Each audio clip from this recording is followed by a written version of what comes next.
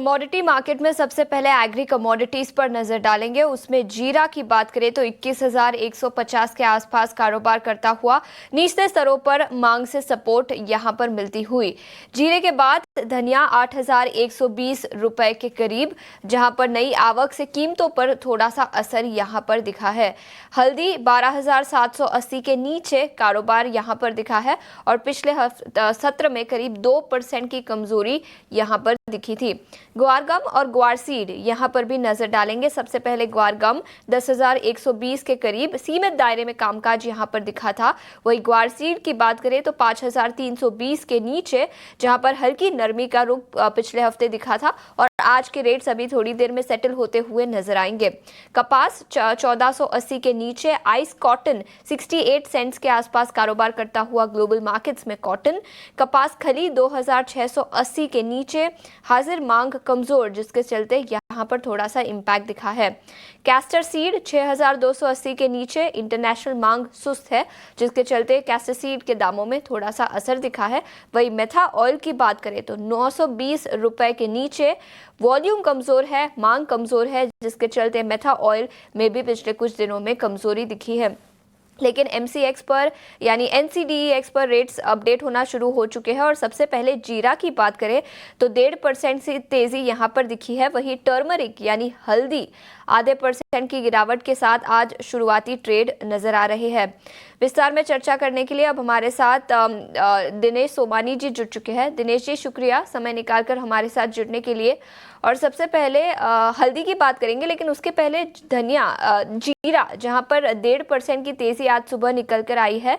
जीरे पर आपकी क्या राय होगी? जी नमस्कार। और जीरे की मैं अगर बात कहूं तो जितने भी नेगेटिव न्यूज थी इसमें ये सारे प्राइसिंग हुए फैक्टर्ड इन है। 20,000 के अंदर का जीरा एक वैल्यू बाइंग के तौर पर अपॉर्चुनिटी, एक इन्वेस्टमेंट का मौका दे रहा है। मुझे लगता है 20,000 के अंदर के रेट मार्च वायदा के किसी भी भाव में लेने का एक अच्छा वायदा है। ऊपर मुझे लगता है कि 22,400 के लेवल से जरूर दिखा सकता है। पिछले दिनों में डोमेस्टिक डिमांड काफी ज्यादा अच्छी थी। शनिवार के दिन भी 9,000 बैग्स का व्यापार हुआ ऊर्जा मार्केट में। 8,500 बोरी के अराइवल्स है। आज भी डिमांड काफी अच्छी है। अगर इंट्राडे कोई व्यापार करना चाहता है तो मेरे हिसाब से 21,000 के आसपास मार्च का कॉन्ट्रैक्ट बाय किया जा सकता है। 21,650 22,050 का लेवल अपसाइड पोटेंशियल इसमें नजर आता है और 20,640 का स्टॉप लॉस मेंटेन किया जा सकता है। 20,640 का स्टॉप लॉस और 22,000 के ऊपर के लेवल्स यहां पर नजर आ सकते हैं। ये राय जीरा पर। याद रखें, मार्च का वायदा 21,340 के आसपास कारोबार करता हुआ पिछले हफ्ते और शुक्रवार की तेजी के बाद आज भी करीब 1.5% की तेजी यहां पर दिखी है।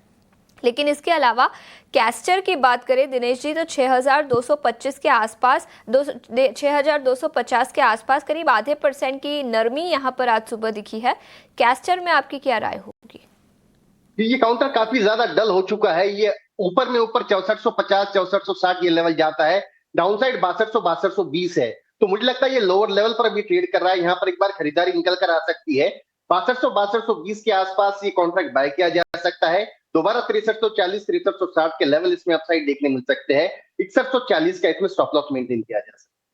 ठीक है, तो 2140 का स्टॉप लॉस यहां पर कैस्टर पर। लेकिन ग्वारगम और ग्वारसीड की बात करें तो यहां पर सपाट ओपनिंग आज सुबह दिखी है।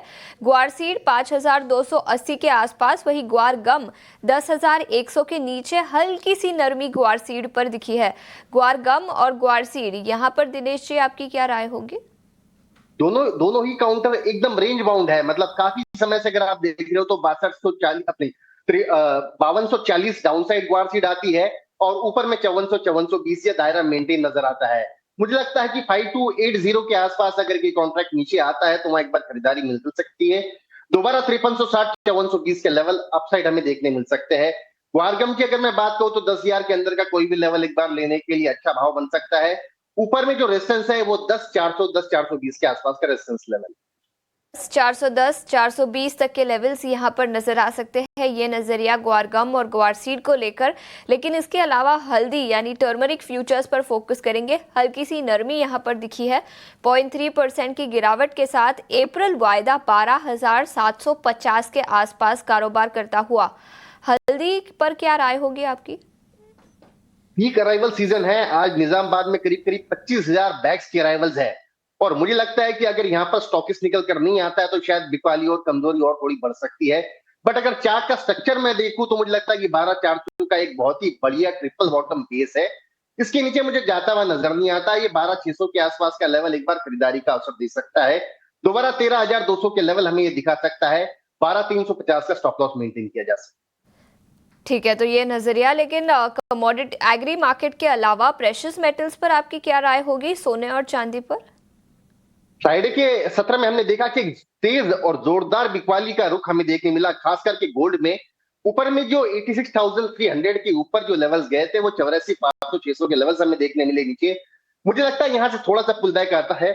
सॉरी, थोड़ा सा अगर 85 टू 60 के लेवल्स अगर आते हैं तो गोल्ड में बिकवाली का रुख करना चाहिए।